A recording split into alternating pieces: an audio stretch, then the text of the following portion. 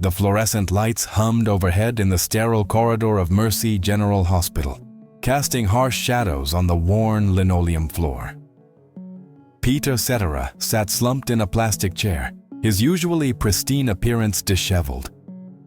His expensive suit jacket hung loosely over the back of the chair, his tie askew and his silver hair uncombed. The overnight vigil had taken its toll on the legendary musician who had once commanded stages across the world.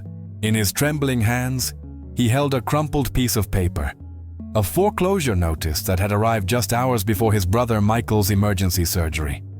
40 years of poor financial decisions, bad investments, and trusting the wrong people had finally caught up with him. The house in Malibu, the recording studio, even his treasured guitars, everything was gone. At 68, Peter Cetera was facing bankruptcy, and tonight, possibly losing the only family he had left. The rhythmic squeak of wheels echoed down the hallway as Maria Gonzalez pushed her cleaning cart slowly past the waiting area. At 55, she had been working the night shift at Mercy General for nearly 20 years, invisible to most who passed her by. Her weathered hands gripped the mop handle with the quiet dignity of someone who had learned that honest work, no matter how humble, was something to be proud of. She noticed the man in the expensive suit immediately, not because of his clothes, but because of the way his shoulders shook with silent sobs. In all her years of cleaning these corridors, Maria had developed an instinct for recognizing genuine grief. She had seen enough heartbreak in these walls to know the difference between worry and devastation. Peter looked up as the gentle squeaking stopped beside him. Through blurred vision, he saw a small woman in a blue hospital uniform, her graying hair pulled back in a simple ponytail. She wasn't looking at him with pity or curiosity, but with understanding, the kind that only comes from having walked through your own valleys of sorrow. "The cafeteria's closed, but I have some coffee in my thermos," Maria said softly, her slight accent carrying the warmth of genuine concern. "It's not fancy, but it's hot and strong." Peter shook his head, trying to compose himself. "Thank you, but I'm fine. Really." Maria studied his face for a moment, then quietly unscrewed the cap of her thermos and poured the steaming coffee into the small cup that served as a lid. She set it on the small table beside his chair and continued with her work, saying nothing more. Sometimes, she had learned, the kindest thing you can do for someone is simply acknowledge their pain without demanding they explain it. As she worked, Peter found himself watching this woman who moved with such quiet purpose.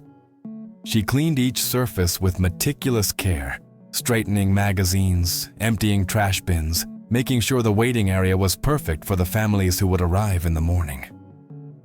There was something almost sacred in the way she went about her work, as if she understood that for many people, this hospital was a place where prayers were answered, or dreams were shattered. The coffee warmed his hands and, surprisingly, his spirit. It was simple, honest coffee, the kind his grandmother used to make on her old stove in Chicago, back when the world seemed simpler and dreams felt achievable.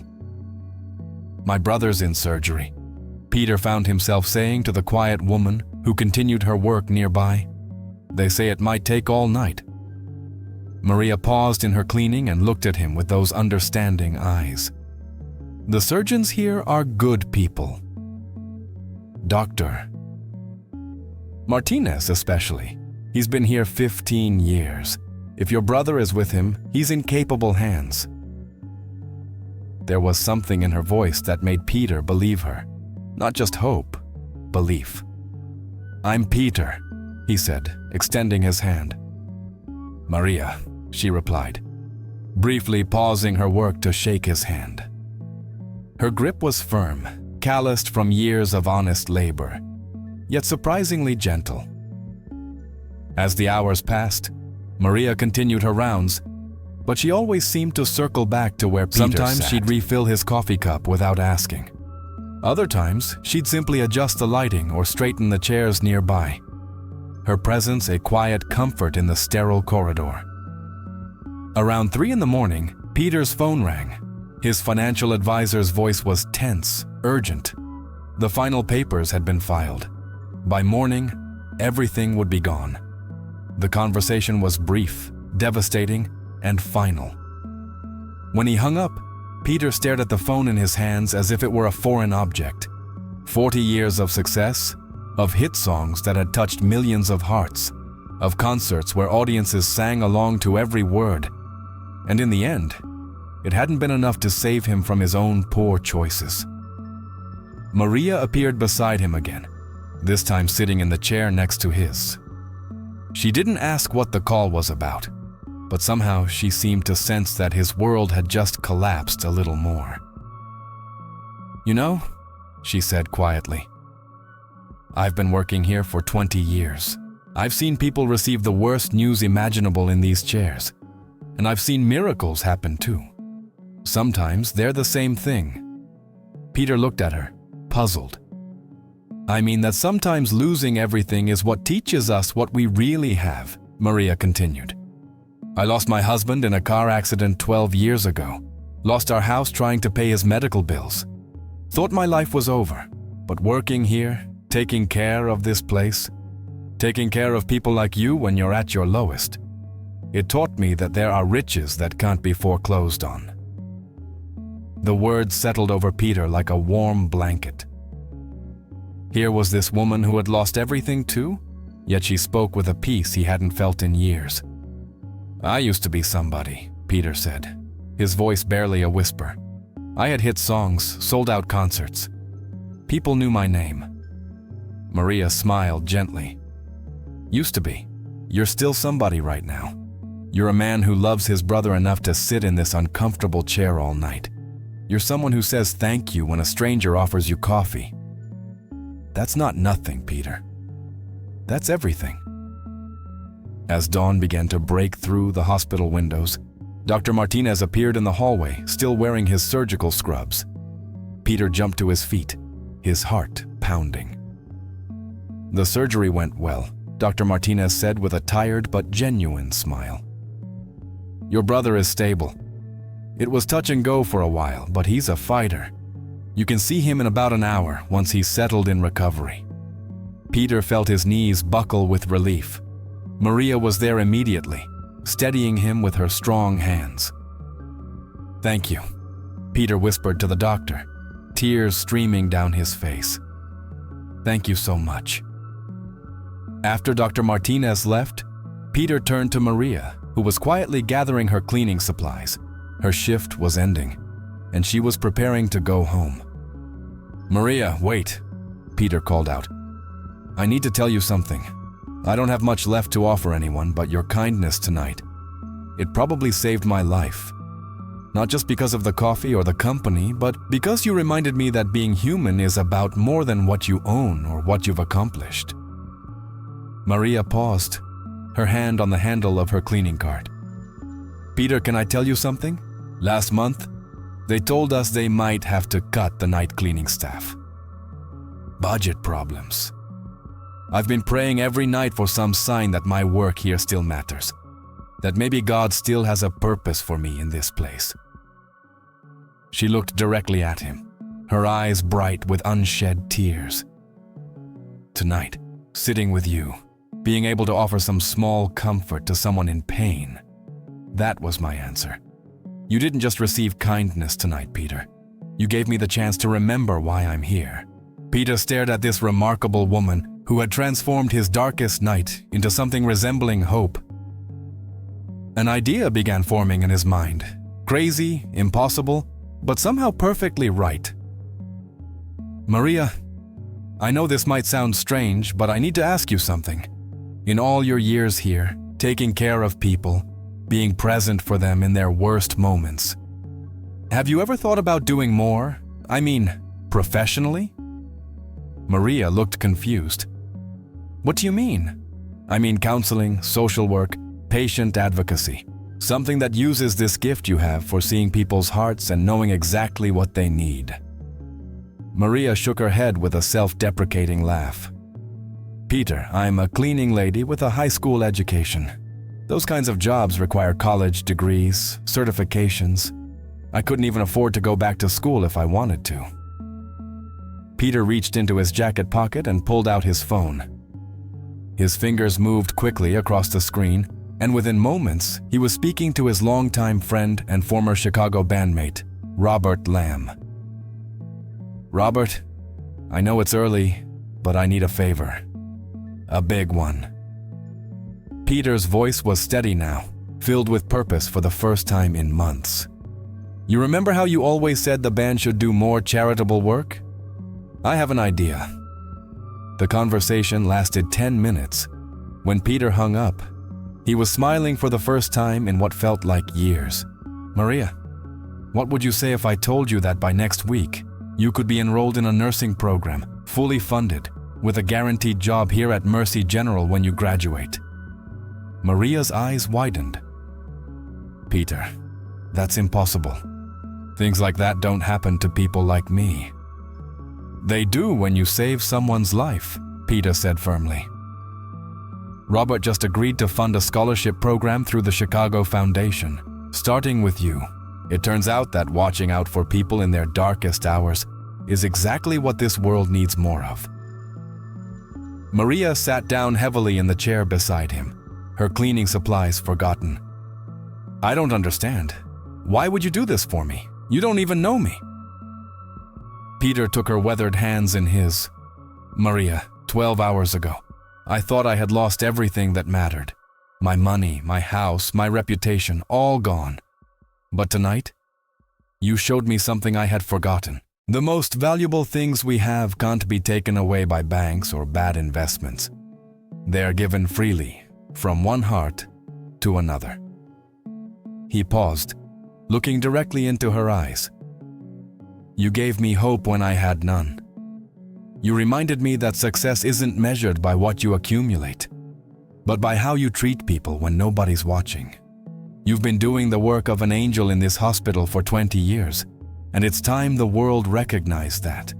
Maria began to cry, not from sadness, but from the overwhelming realization that sometimes, when you think God has forgotten about you, He sends exactly the right person at exactly the right moment to remind you of your worth. Historia extendida. Peter Cetera y Maria po 50. Negara caracteres. "There's one condition," Peter added with a gentle smile, his voice carrying the weight of newfound wisdom. "When you become the head of patient services here, and you will, I want you to remember this night. Remember that the most powerful healing happens not with medicine or machines, but with simple human kindness." As the morning sun filled the hospital corridor, casting golden rays through the tall windows and transforming the sterile space into something almost sacred, Peter and Maria sat together in comfortable silence. Both understood that they had witnessed something miraculous in the quiet hours of that endless night. Not the dramatic kind of miracle that makes headlines or gets written about in medical journals, but the quiet kind that happens when two people choose to see the divine spark in each other, when compassion bridges the gap between strangers and creates an unbreakable bond. The hospital was beginning to stir with the morning shift change. Nurses in fresh scrubs walked briskly down the corridors, their soft-soled shoes squeaking against the polished floor. Doctors clutching coffee cups and patient charts moved with purposeful efficiency.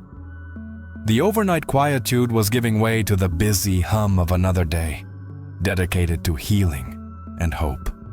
Maria gathered her cleaning supplies one final time, her movements slower than usual, as if she were reluctant to break the spell that had been cast during those precious hours. She had experienced something transformational, though she couldn't yet fully comprehend its magnitude. For 20 years, she had been invisible in these corridors, a silent guardian who ensured that families had clean, comfortable spaces during their most vulnerable moments. Tonight, for the first time, someone had truly seen her, not just as a worker, but as a person with inherent worth and untapped potential. Peter watched her with newfound respect and admiration. This woman, who society had rendered invisible, possessed a wisdom that his years of fame and fortune had never taught him. She understood something fundamental about human nature that he was only beginning to grasp. that true richness comes not from what you accumulate, but from what you give away freely, especially to those who can never repay you. 3 months later, Peter stood in that same hospital corridor. But everything had changed. The familiar surroundings looked different through his transformed perspective. The fluorescent lights that had once seemed harsh now provided steady illumination for the important work being done beneath them. The worn linoleum floors that had witnessed countless farewells and reunions now seemed like sacred ground where miracles happened daily. His brother Michael had made a full recovery and was back home in Chicago, their relationship stronger than it had been in decades. The medical crisis had stripped away years of accumulated resentments and misunderstandings, leaving behind only love and gratitude. They spoke on the phone every evening now, sharing stories and memories that had been buried under the weight of busy lives and wounded pride. The foreclosure had gone through as expected, but Peter had discovered that losing his material possessions felt less like devastation and more like liberation. He had found a small apartment near the hospital where he was working part-time in the music therapy program, a position Maria had recommended him for when the hospital administration learned about his musical background and his genuine desire to use his gifts in service of healing. The apartment was modest by his former standards, a one-bedroom unit with basic furnishings and a small keyboard in the corner, where he composed simple melodies designed to comfort rather than impress.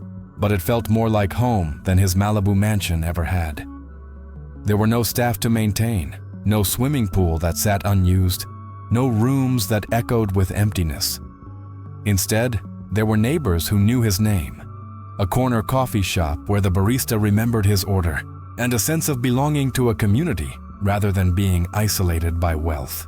He was carrying a bouquet of flowers, simple carnations and baby's breath that he had chosen himself from the hospital gift shop, and wearing his best remaining suit. The fabric was slightly worn at the elbows, and the style was a few years out of date, but it was clean and pressed, and it represented his commitment to honoring this important day with dignity and respect. Today was Maria's graduation from the accelerated nursing program, and she had asked him to be there. The invitation had been extended shyly, almost apologetically, as if she still couldn't quite believe that someone like Peter would want to celebrate her achievements. But for Peter, there was nowhere else he would rather be. This woman had saved his life in ways that went far beyond their initial encounter, and witnessing her transformation had become one of his greatest privileges. As he walked toward the ceremony hall, Peter reflected on how losing everything had actually given him everything that mattered. His relationship with his brother was stronger than ever, built on a foundation of mutual support rather than competition. He had discovered the joy of using his musical gifts to heal rather than just entertain, finding deeper satisfaction in helping a stroke patient rediscover speech through song than he had ever felt performing before thousands of screaming fans. Most importantly, he had learned that real wealth isn't something you can lose to bad investments or economic downturns. It's something you create every time you choose compassion over indifference, connection over isolation, service over self-interest. It accumulates not in bank accounts but in relationships, not in possessions but in the positive impact you have on other people's lives. The graduation ceremony was being held in the hospital's small auditorium, a space typically used for medical conferences and staff meetings. But today it had been transformed with simple decorations, white balloons, a banner congratulating the graduating class, and rows of folding chairs filled with family members and friends who had come to celebrate these remarkable individuals who had chosen to dedicate their lives to caring for others. The ceremony was small but meaningful, attended by perhaps 50 people who understood that they were witnessing something significant. These weren't traditional college students graduating after 4 years of campus life. These were working adults who had sacrificed sleep, time with their families, and financial security to pursue a calling that society desperately needed but often undervalued. When Maria's name was called, she walked across the stage with the same quiet dignity she had shown while cleaning those hospital corridors for 20 years. Her steps were measured and purposeful, her head held high with well-earned pride. She wore the traditional cap and gown, but beneath the academic regalia, Peter could see the same humble strength that had first attracted his attention on that difficult night. But now, instead of pushing a mop and bucket, she carried a diploma that represented not just her own dreams coming true, but proof that kindness is always the right investment. That seeing potential in others and helping them realize it creates returns that can't be measured in dollars and cents. The audience erupted in applause as Maria received her diploma. But Peter noticed that the loudest cheers came from a group of hospital staff members, doctors, nurses, and administrators who had worked alongside her for years and understood the magnitude of her achievement.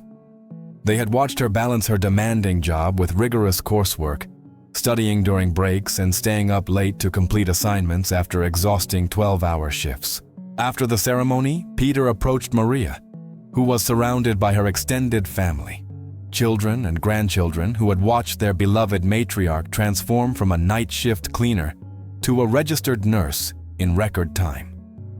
Their faces glowed with pride and admiration for this woman who had shown them that it's never too late to pursue your dreams, that age and circumstances don't define your potential.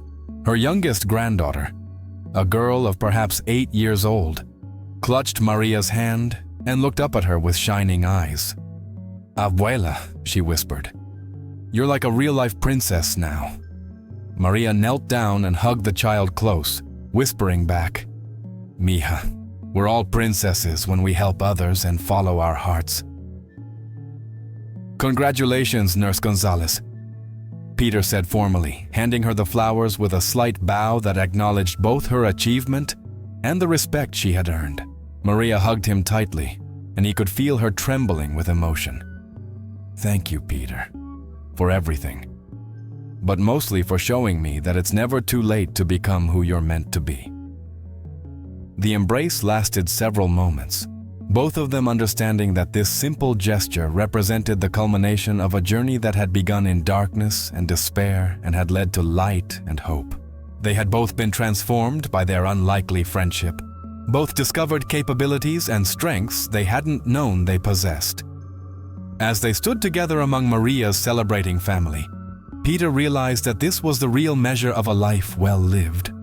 Not the records sold or the stages conquered, not the wealth accumulated or the accolades received, but the moments when you help someone else discover their worth and potential. Maria had saved him that night in the hospital corridor, but in the months that followed, they had saved each other. The celebration continued in the hospital cafeteria, where Maria's family had arranged a small party. There were homemade tamales, a sheet cake decorated with a stethoscope made of frosting, and several generations of family members sharing stories about Maria's determination and perseverance. Peter was welcomed into the circle as if he were family, invited to share in their joy without reservation or awkwardness. "You know," Peter said as they walked toward the parking lot after the festivities had wound down, "I've been thinking about writing a song about all this, about losing everything and finding out what really matters. Would you mind if I dedicated it to you?" Maria laughed, the same warm laugh he remembered from that difficult night, a sound that seemed to carry all the wisdom and joy she had accumulated over her 55 years of living. "Only if you promise to remember that the best songs aren't about the singer. They're about the people who inspire them." That conversation sparked something in Peter's creative consciousness that had been dormant for years. He had written dozens of love songs, power ballads, and pop anthems during his career, but he had never written anything that came from such a deep place of gratitude and transformation. The song that began taking shape in his mind wasn't about romance or heartbreak. It was about recognition, about seeing the heroes who walk among us unnoticed, about the power of human connection to heal wounds that medicine can't touch.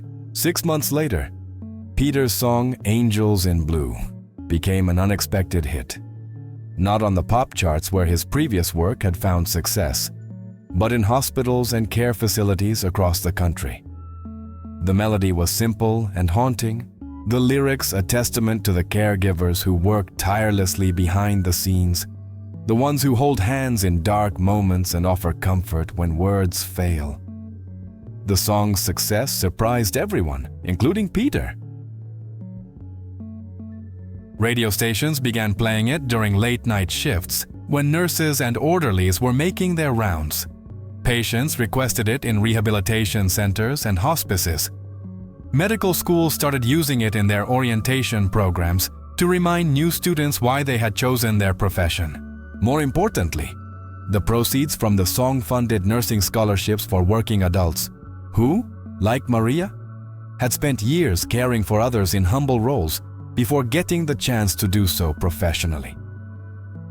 The scholarship program grew beyond Peter's wildest expectations, eventually helping hundreds of people across the country pursue careers in healthcare.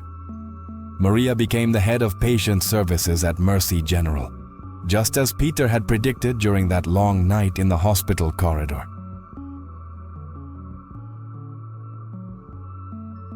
Her promotion wasn't just recognition of her new credentials. It was acknowledgement of the compassion and wisdom she had demonstrated throughout her 20-year tenure at the hospital. In her new role, she created innovative programs that revolutionized how the hospital approached patient care. She established a program that paired long-term patients with volunteer musicians, understanding from her friendship with Peter that healing often begins with simply being seen and heard.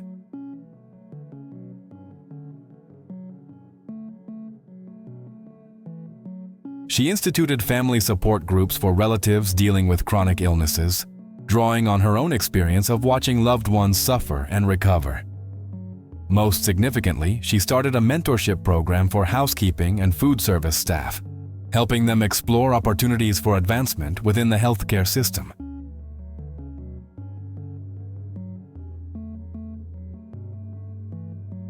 She understood better than anyone how much untapped potential existed among the hospital's support staff. People who had intimate knowledge of patient needs but had never been encouraged to pursue formal healthcare roles. And Peter? He learned that true success isn't about climbing your way to the top of some imaginary ladder. It's about lifting others up along the way, about using whatever gifts and resources you have to create opportunities for people who might not otherwise have them. Every evening he would walk past that same corridor where he had met Maria, now transformed from a place of despair into a place where hope was daily renewed. The waiting area had been renovated and renamed the Comfort Corner, featuring soft seating, warm lighting, and a small library of books and magazines chosen specifically to provide solace during difficult times. Peter had contributed to the renovation, but more importantly, he volunteered there regularly, playing soft music for families keeping vigil, offering the same kind of wordless comfort that Maria had provided him during his darkest hours. He discovered that his celebrity status, while diminished, still carried weight with people his own age, and he used that influence to draw attention to the hospital's programs and needs. The foreclosure notice that had seemed like the end of his world now hung framed in his small apartment, not as a reminder of failure, but as proof that sometimes losing everything is the first step toward finding what you were really meant to have. Beneath it, he had hung a photo from Maria's graduation day, showing the two of them surrounded by her family, both of them beaming with joy and pride. His new life bore no resemblance to his old one, but it was infinitely richer in the ways that mattered most. Instead of waking up alone in a mansion, he woke up in a community where people knew and cared about each other. Instead of performing for audiences who saw him as an entertainment commodity, he made music for people who needed healing and hope.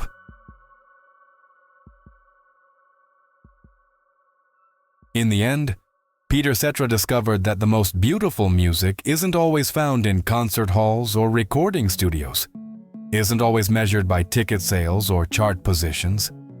Sometimes it's found in the quiet moments when one person sees another person's need and chooses to help, expecting nothing in return. It's found in the gentle words of a stranger who becomes a friend, in the wisdom of someone society overlooks, and in the understanding that we are all richer than we know if we just take the time to recognize the wealth that surrounds us.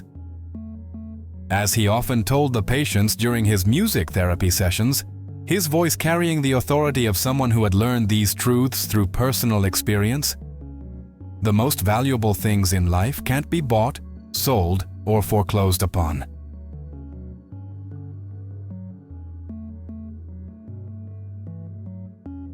They can only be shared, and the more you give them away, the more you have. Thank you for watching this story about Peter Cetera and Maria. If this touched your heart, please give it a thumbs up and subscribe to our channel for more inspiring stories about the power of human kindness. Share in the comments below about a time when a stranger's kindness changed your perspective. Sometimes the most important encounters happen when we least expect them, reminding us that we're all connected in ways we never imagined.